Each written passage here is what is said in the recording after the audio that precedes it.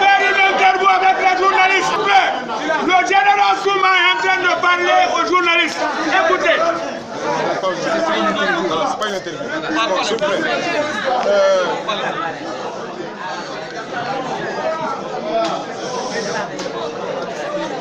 Au terme donc de cette rencontre qui a regroupé les responsables, les élus à la base des structures relevant du syndicat libre des anciens chercheurs de Guinée, les responsables des délégations syndicales au niveau de toutes les écoles de la capitale, les responsables des communes, des bureaux communaux,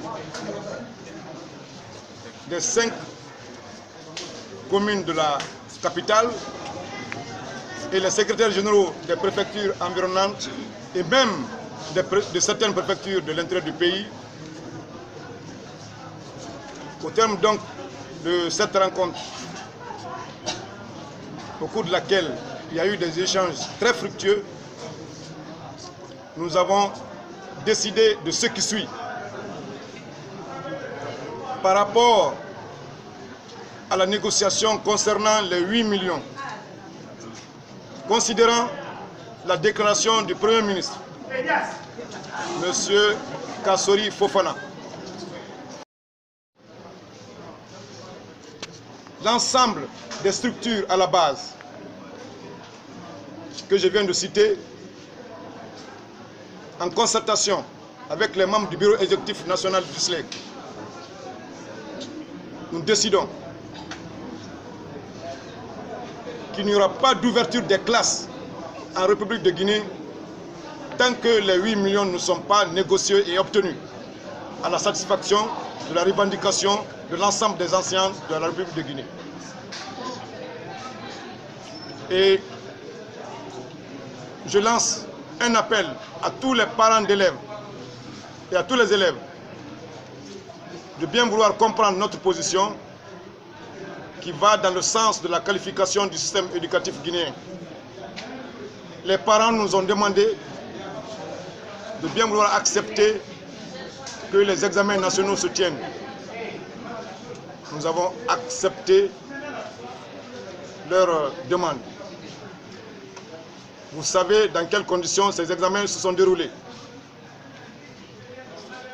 Mais aujourd'hui, le gouvernement se trouve incapable de satisfaire à nos revendications.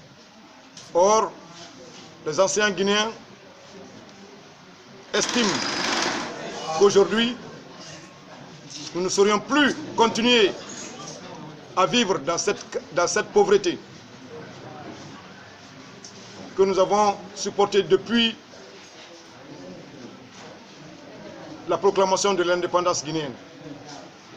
Donc aujourd'hui, étant entendu, prouver que les richesses sont créées ça et là à travers les recettes des différentes régies financières, à travers la création de beaucoup de sociétés minières,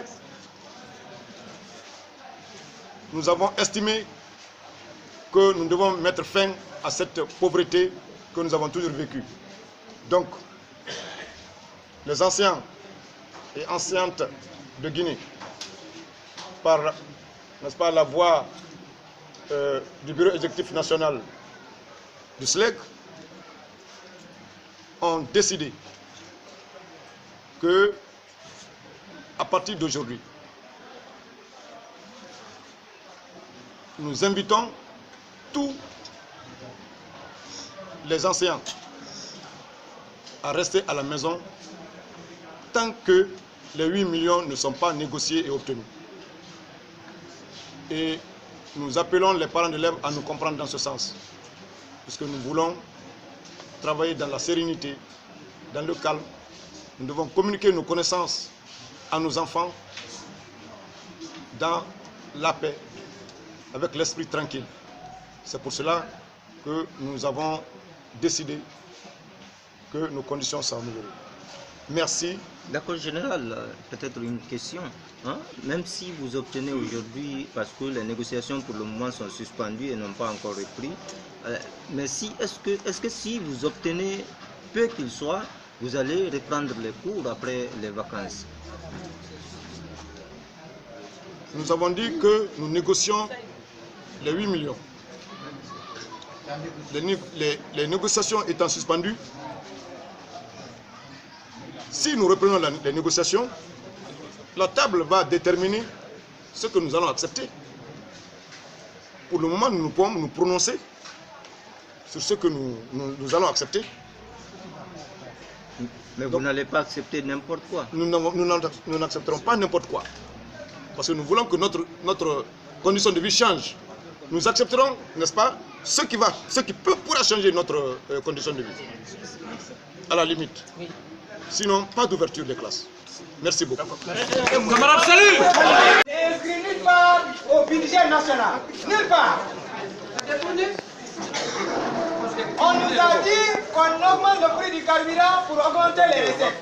Mais après, on vient nous dire que les recettes ont chuté. Après avoir augmenté le prix du carburant. Exactement. Donc, nous sommes tenus obligés d'aller sans recul pour avoir nos 8 millions. 8 millions ou rien. Alors, je vous remercie. Bien. Le nom.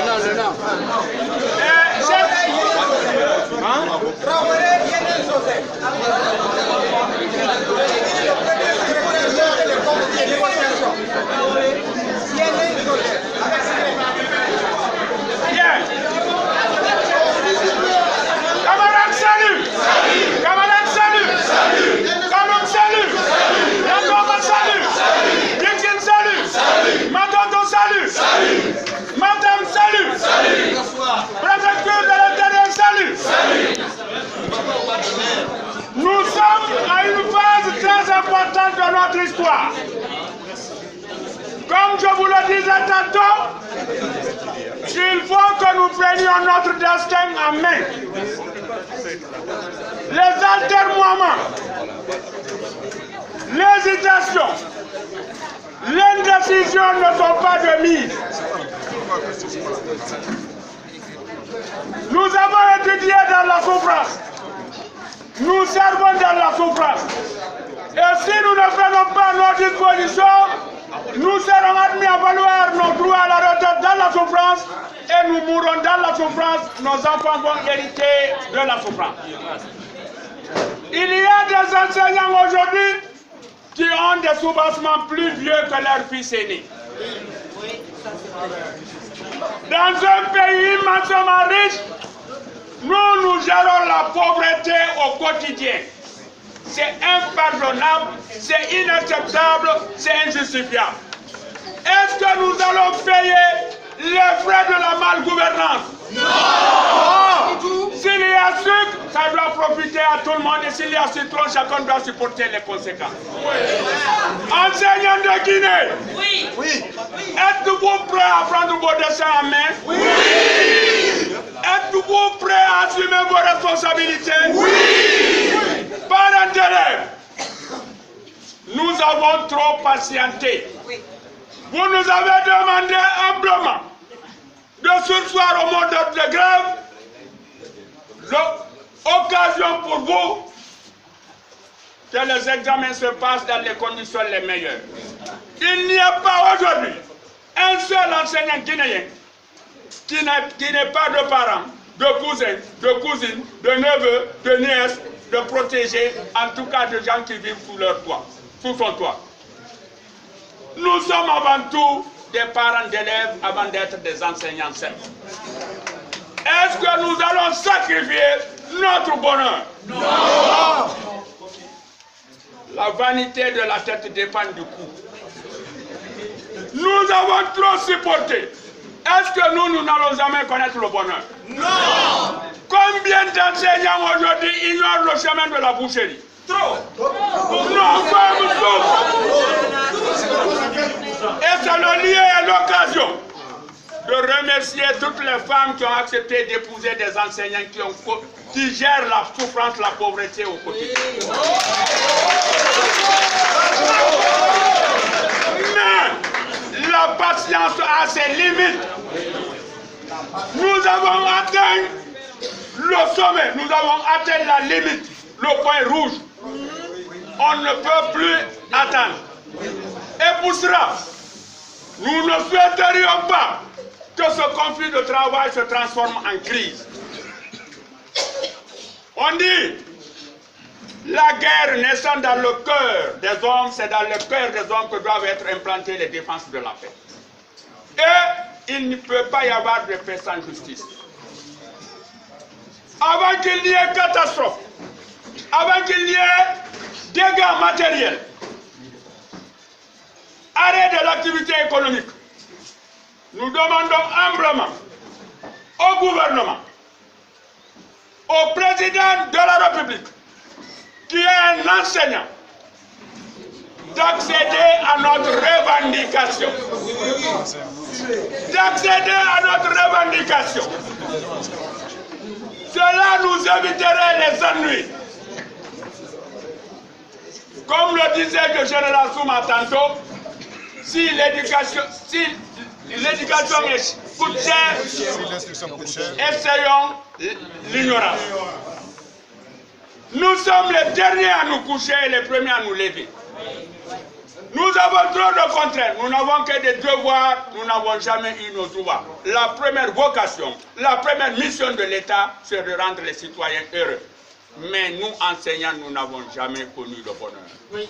Et nous voulons mettre fin à cette pauvreté permanente. Et c'est cette fois-ci ou jamais. Jamais.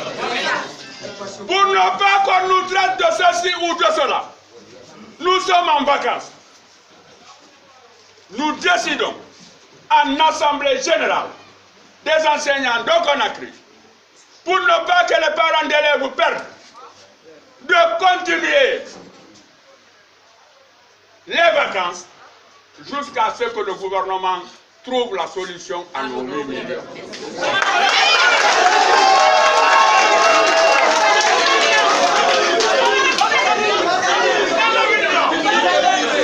Nous avons toujours dit,